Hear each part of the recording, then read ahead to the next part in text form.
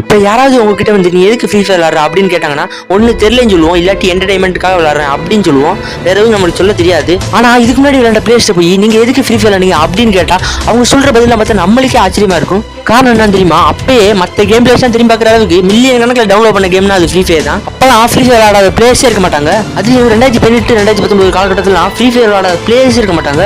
அப்போலாம் free fire பார்த்தீங்கன்னா பிளேயர்ஸ்க்காகவே புது புது ஈவெண்ட்ஸ்லாம் பார்த்தீங்கன்னா கொண்டு வருவாங்க. அதோட அப்போ 1GB 2GB மொபைல் எல்லாம் பக்காகாம ஈஸியாக விளையாடக்கூடிய ஒரு பேட்டில் கேம்னா அது ஃப்ரீ ஃபயர் தான். ஆனால் இப்போ 4GB மொபைல்லே ஈஸியாக விளையாட முடியாது.